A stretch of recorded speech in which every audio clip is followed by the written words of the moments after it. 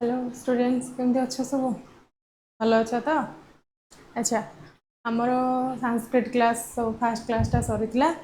जो थे आम सुशिष्य उपमन्यु विषय पढ़ी केमती गोटे उत्तम शिष्य उपमन्यु थे विषय पढ़ी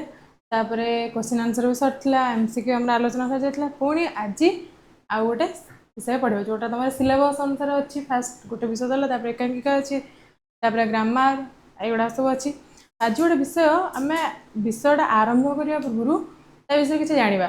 ता द्वारा आम पहुँची पार विषयटा कौन हो पार बोली आम शुणी तो कालिदास विषय कालिदास गोटे कवि थे तो महाकवि कालिदास बोली कहुए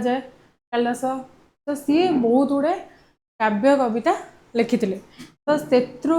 आम मेघदूत पढ़ीचे अभिज्ञान शाकुंतलम पढ़ीचे ऋतु संहार पढ़ीचे जी जी पढ़ी था ना कि शुणी भी थी युड़ाक सब अच्छी बोली जदि जड़े कवि विषय जानते कृति भी जानते कौन कौन लेखा अच्छी तो मेघदूत लिखिते अभिज्ञान शाकुंतलम लिखिते कालिदास ऋतु संहार लिखिते कुमार संभव कालिदास लिखिते तो ये किसी लिखिते भर गोटे हूँ अभिज्ञान शाकुंतलम गोटे विषय से लिखिते तो अभिज्ञान अर्थ हूँ कि संकेत बा कि चिन्ह आम जाने शकुंतला विषय किसी जदि भी ए विषय माने जान भी किए अधिक तो सब पिला तो आज तो समस्त फोन यूज करेंगे फिल्म भी समस्त देखुए तेलुगु फिल्म गोटे जोटा कि हिंदी डबिंग गोटे शकुंतला अच्छी गोटे मूवी सेटा चाहिए यूट्यूब रे आसूचे देखिपर से पूरा क्लीयर स्टार्टिंग लास्ट पर्यटन केमती कौन है आम गोटे विषय आम जमी रामायण पढ़ुचे रामायण रे खंड अच्छी महाभारत रे पर्व अच्छी तो से यार अध्याय गुड़ाक आम अंक बोली कहे 7टी अंक अच्छी आम गोटे श्लोक अच्छी ना काव्य आम दुई प्रकार जानते गोटे दृश्य काव्य गोटे हूँ श्रव्य काव्य दृश्य काव्य कौटा जोटा आम नाटक कहे जोटा आम नाटक मध्यम देखुचे यात्रा जो कहे जो यात्रा को आम देखुचे आ गोटे श्रव्य काव्य श्रव्य जोटा आम शुणुचे श्रव्य हूँ शुणुचे दृश्य मैंने आमको जो दृश्यमान हो जो देखुचे दृश्य काव्य तो काव्य भर नाटक जोटा श्रेष्ठ कालिदास काव्यसु नाटक रम्य तत्र रम्य शकुंतला तत्र अंक चतुर्थ तत्रापि च श्लोक चतुष्टय कौन ना काव्य मान नाटक हूँ श्रेष्ठ नाटकर जिते सब नाटक अच्छे सबुठ श्रेष्ठ हूँ अभिज्ञान शाकुंतलम से कौन श्रेष्ठ ना तार जो 7टी जाक अंक अच्छे 4 नंबर अंकटा श्रेष्ठ ता मध्य कौन ना 4टा श्लोक से अंकर 4टा श्लोक से हूँ श्रेष्ठ तो अभिज्ञान शाकुंतलम ये जो विषयटा आम पढ़ा एवं आम अभिज्ञान शाकुंतलम रु आसी अभिज्ञान शाकुंतलम किए लिखिते ना कालिदास कृति कालिदास रचना अभिज्ञान शाकुंतलम ठीक अच्छे आम से कही ना 7टी अंक अच्छी केमती दुष्यंत पुरुवंशर राजा से केमती शकुंतला सहित देखाले शकुंतला गोटे अप्सरा कन्या थे से केमती ऋषि आश्रम आसिक रोते सहित देखाला गांधर्व रीति बह कले पुणी केमती राजा छाड़ी राजकार्य आसिले रहिले शकुंतला बुली जाते जोड़ा मुदी देकी आसते से मुदी भी हजिगला सक्रावतार तीर्थ करते तीर्थ जल मुदी हजिगला केमती चिन्हले मन पड़ा पुत्र सहित देखा ये सब विषय टोटाल 7टा अंक वर्णना कर से गुड़ाक कहले बहुत लंबा हो के क्लास मध्य जब से टपिक आसला आलोचना भी करवा तो तापर केमती जो पुत्र सहित माने जो पुरुवंशर राजा दुष्यंत जानते गोटे पुत्र अच्छी तो जार ना था भरत भरतर ना अनुसार आमर एबेकार आम देशर नाम भारत होती तो सी पुत्र सहित गोटे जड़े पितांर अकस्मात मैंने जानी ना पुत्र बोली हठात जाक सहित पुत्र सहित देखाई तो सहीटा को वर्णना कराई शिशु वात्सल्यम आमर विषय ना अच्छी शिशु वात्सल्यम वात्सल्यम स्नेह जो पितांर पुत्र प्रति जो स्नेह केमी देखी जानी पुत्र बोली केते वर्ष पर जानिले तो सेटा शिशु वात्सल्यम विषय ना अच्छा मैं तार विषय पढ़े सब जमी फास्ट विषय आम पढ़ले पढ़ला तार अर्थ बुझिले शब्दार्थ जानिले तापर तार सकारण विभक्ति संधि समास तो सब विषय से जाना ठीक अच्छे एबे देखा ये कवि कूल ललाट मुकुटमणि मणि कालिदास समग्र विश्व महाकवि रूपेण सर्वे अद्यपि सर्वे अद्यपि दे संधि सर्वे अद्यपि तो स्वीक्रियते किए लिखिछन्ति एडा ना कालिदास लिखिछन्ति कालिदास लिखिछन्ति कवि कूल ललाट मुकुटमणि तांकु महाकवि बोली कह जाए श्रेष्ठ कवि बोली कह जाइछि काहाकू कालिदास को तो से समग्र विश्व रे महाकवि रूपेण समग्र विश्व रे महाकवि रूपेण आज मध्य सब आज पर्यंत मध्य चारिआडे परिचित महाकवेः कालिदासस्य अन्यान्य प्रतिभाय रचितेषु काव्येषु अभिज्ञान शाकुन्तलम नाटकम रम्यत्वात् सर्वजन आदृत संधि किछि भवति अगले जो महाकवि कालिदास रचित कौन कालिदासस्य रचित अनेक गुड़े काव्य नाटक उपन्यास एगुड़ा यही सब मध्यरु कोटा श्रेष्ठ ना अभिज्ञान शाकुन्तलम नाटक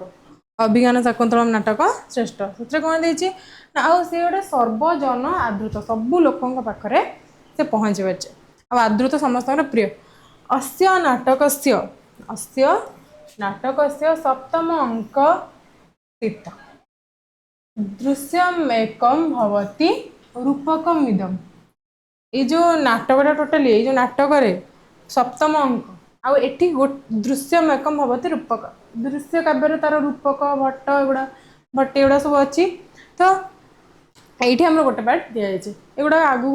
बहुत गुड़ा अच्छे कमी श्रव्य काव्य कमी रूपक हो रूपक क्या कहती भट्टी क्या कहते एगुड़ा सब बहुत गुड़ा अच्छे ठीक अच्छे महाकवि रूपके अस्मिन् शिशोः हठस्य माधुर्य तथा अप्रत्याशित रूपेण पित्रा सह पुत्रस्य मिलन वर्णयित्वा हृदि वात्सल्य जनयित्वा चेष्टमान सार्थक अभूत कौन कहले महाकविंकर ये जो रूपक यहाँ जोड़ा देते जोड़ा से गोटे शिशुर माधुर्य तथा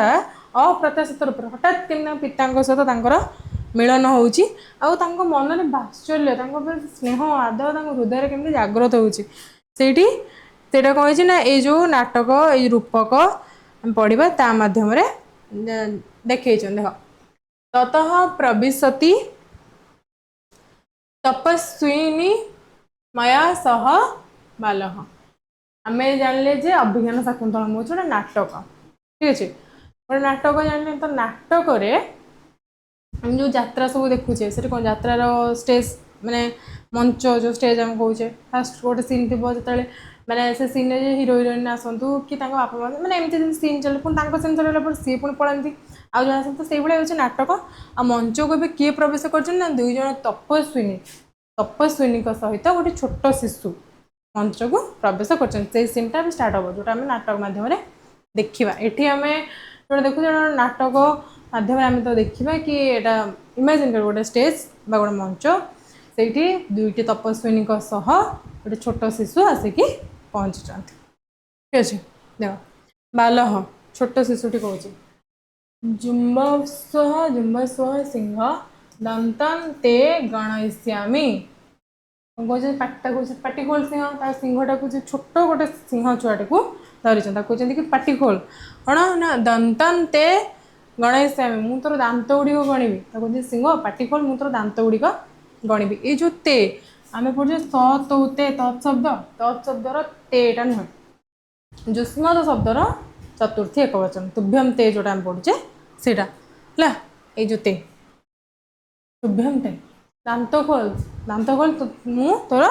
दांत गुड़ी को गणी पाटी खोल मु तोर दांत गुड़ी को गणिबी पाटी खोलिया कहते प्रथमा कहीं ना ये तपस्विनी स्त्रीलिंग व्यवहार करे प्रथमा है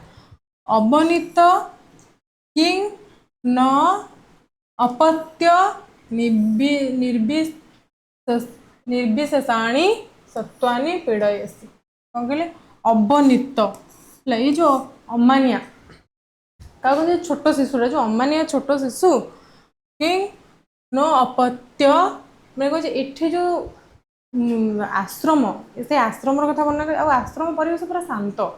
सेठी पशु पक्षी समस्त को पुत्र, अपत्य अर्थ पुत्र, जो अपत्य लिखा है अपत्य अर्थ होची पुत्र, समस्त को पुत्रवत स्नेह करे, पशु पक्षी समस्त को। आश्रमटा शांत परिवेश कहते तुम्हें पशु मानक आम अपत्य संतान पुत्र सदृश रखुचे कि तुम कौन कर सत्य पशु मान कौन कर पीड़यसी पीड़ा दौच जो जाबुड़ी धरी जबरदस्ती पाटी खोलिकी दांतटा गणा कौच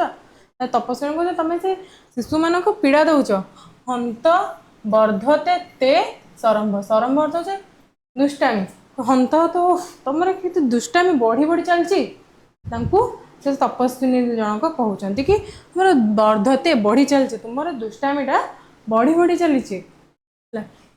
स्थाने खलु ऋषि जनेन सर्वदमन इति कृतं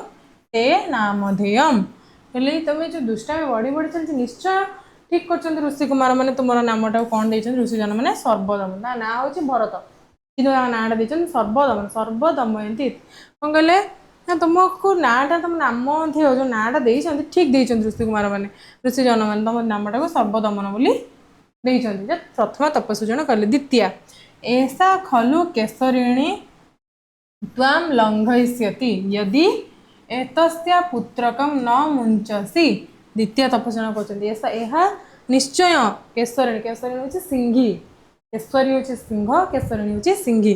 सिंघी तुमको निश्चय आक्रमण कर। लंघयिष्यति हूँ आक्रमण, निहाती सिंघी अच्छे तुमको आक्रमण करें कहीं जदि एतस्याम पुत्रकं न मुंचसे, मुंचसे मुक्ति कर छाड़देवा तुम्हें जब तार पुत्र को न छाड़ ताले निहाती से आसिक तुमको आक्रमण कर, निश्चय तुमको आक्रमण कर। बालह सस्मित,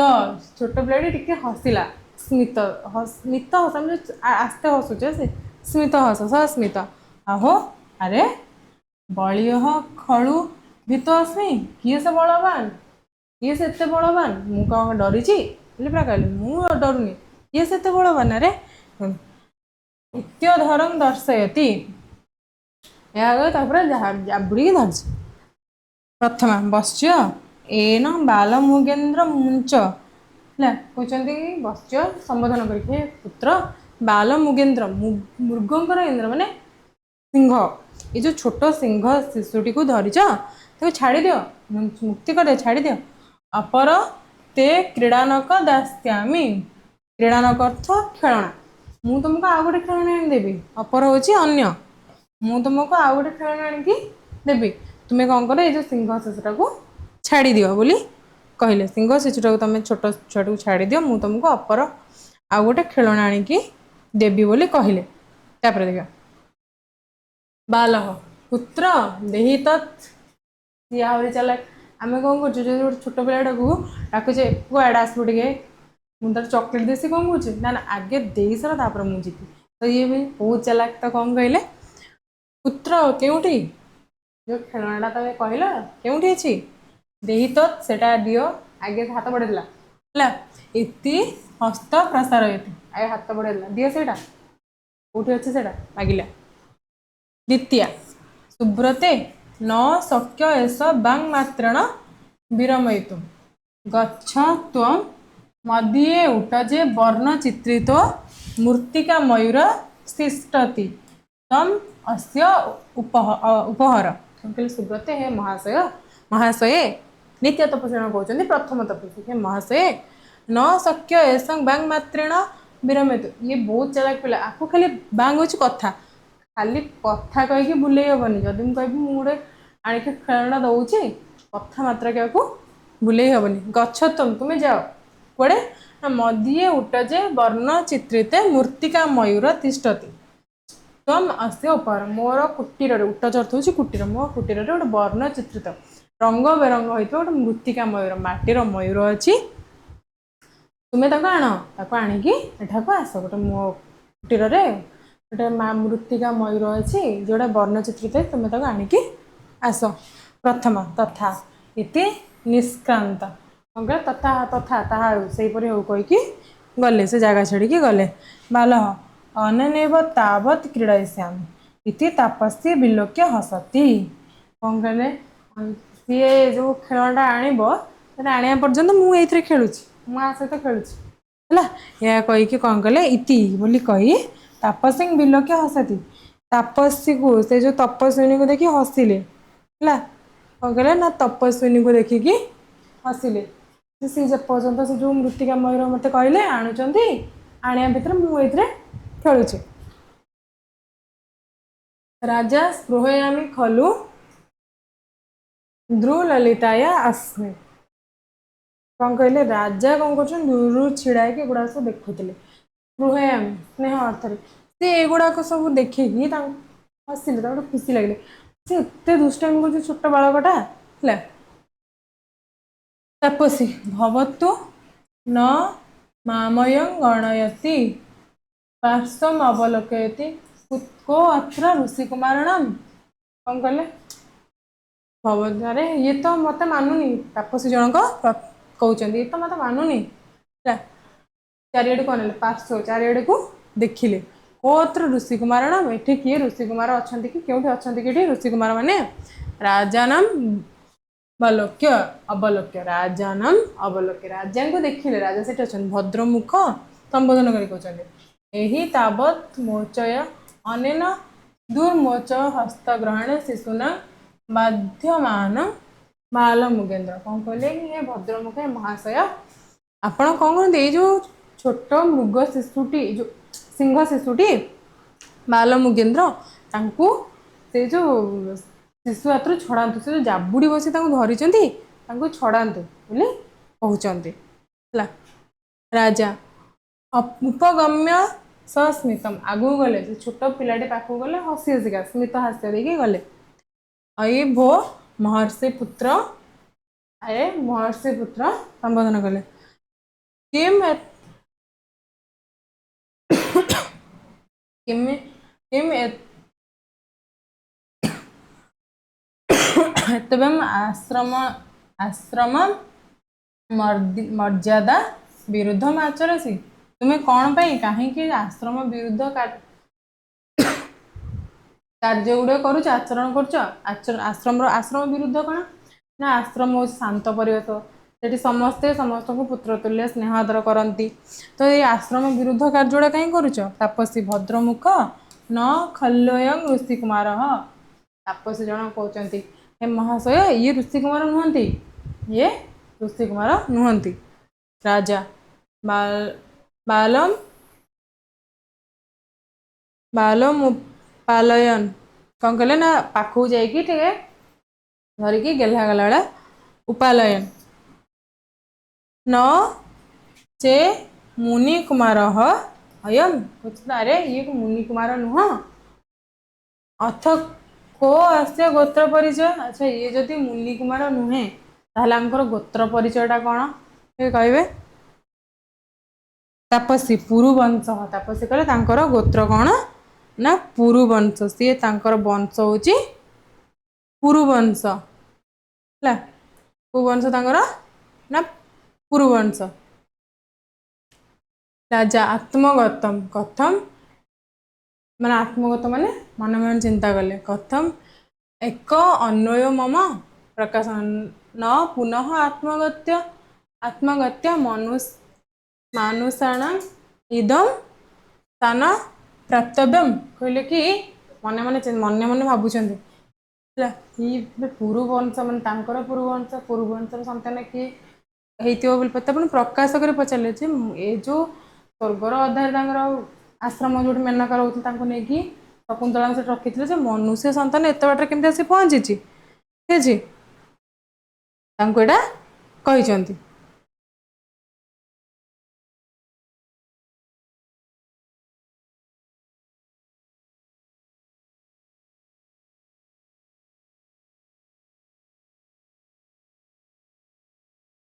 कौन कहले ना तापसी कहते यथा भद्रमुख भणति मु कहूँ भद्रमुख महाशय शुणु मु कहूँ